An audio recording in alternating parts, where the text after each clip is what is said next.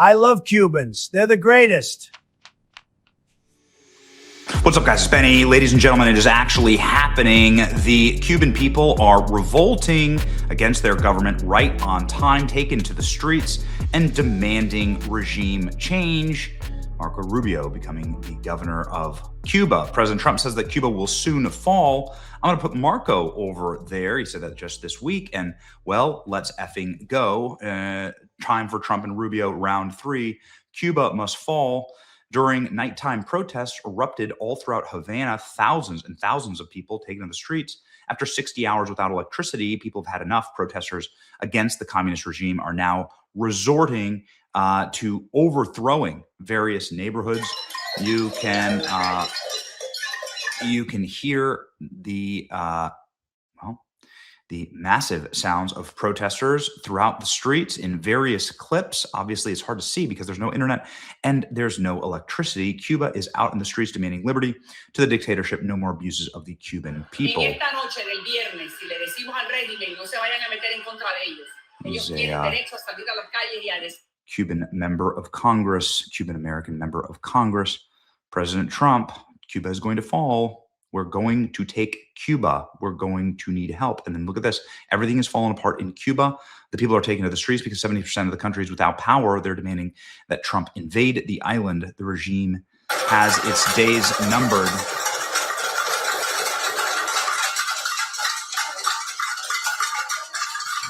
Okay, ladies and gentlemen, breaking news. Protests right now in downtown Havana. People are out in the streets demanding regime change. And, well, I think Trump will be waiting in the wings. This is a massive, massive moment, obviously a moment that Marco Rubio has been waiting for his entire life. You can see here, Cubans continue massive protests in Havana, several days without electricity because Donald Trump took over Venezuela and stopped all of the fuel from flowing. Let's see here. There we go.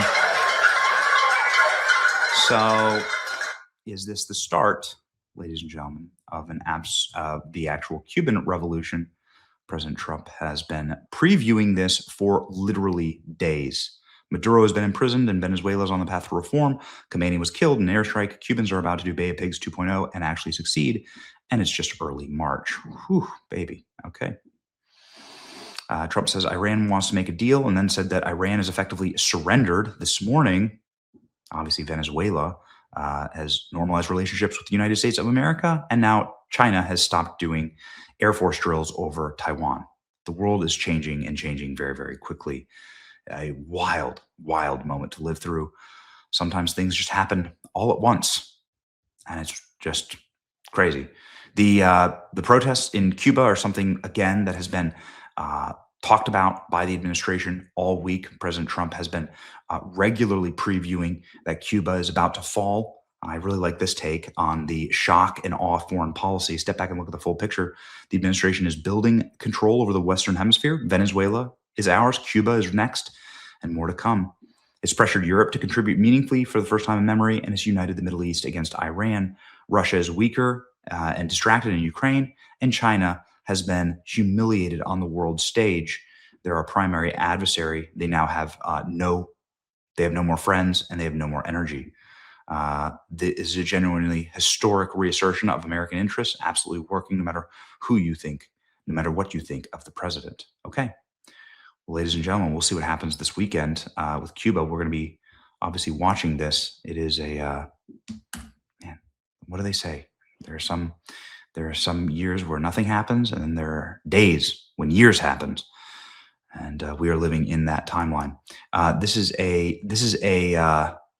also comes on the tails of the DOJ saying that they're looking at building charges in a case against the Cuban regime, just like they did with Maduro. So they bring a case in the Southern District of New York, and then they go and Delta Force goes and arrests all the Cuban leadership. This is precisely what happened in South America, in Venezuela. They're going to try and do the same thing in Cuba. So that's what they just announced on Friday. Is it going to happen this weekend? Whew, I don't know. Watch the Delta Force trackers. But most importantly, ladies and gentlemen, watch what President Trump is saying. Here's sort of a supercut of everything that Trump has said about Cuba in the last week. and how ready we are to take over that island that's only 90 miles off the American coast. A generational moment, ladies and gentlemen. It's been communist for 70 years. The time for Marco is now. Okay, here's Trump. Congratulations as well to co-owners Jorge and Jose Mas, who came from Cuba, right? Originally from Cuba. Huh? Your parents came. And you're going to go back. Oh, yeah. It's going to be, and you won't need my approval. You just fly back in when I can just see that. It's going to be a great day, right? We're going to celebrate that separately. I just want to wait a couple of weeks. I wanted to wait a couple of weeks, but we'll be together again soon, I suspect, celebrating what's going on in Cuba. They want to make a deal so badly, you have no idea. It's doing very badly. They're failing. Cuba right now is, to put it mildly, a failing nation. And I've been hearing about Cuba. I said before, since I'm a little boy, I've been hearing about Cuba, and everybody wanted to change. And I can see that happening. Marco Rubio is dealing on it, and at a very high level. And, you know, they have no money, they have no oil, they have no food. And it's really right now a nation in deep trouble, and they want our help. The Cuban government is talking with us. They're in a big deal of trouble, as you know. They have no money, they have no anything right now. But they're talking with us. And maybe we'll have a friendly takeover of Cuba.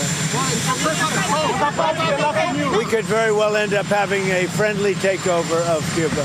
What about the post? After many, many years, we've had a lot of years of dealing with Cuba. I've been hearing about Cuba since I'm a little boy, but they're in big trouble, and we could very well, something good, I think very positive for the people that were expelled or worse from Cuba that live here. You know, one of the things that is happening, and I think you see it all the time, Howard, you've seen it, that Cuba is ready to fall. You know? Yes. Cuba looks like it's ready to fall. I don't know if they're going to hold out. But Cuba now has no income. They got all of their income from Venezuela, from the Venezuelan oil. They're not getting any of it. And Cuba literally is ready to fall. And you have a lot of great Cuban Americans that are going to be very happy. He's using it in his second. And then he quickly turned to Cuba. He said, without being asked, Cuba is going to fall pretty soon, by the way, but Cuba is going to fall.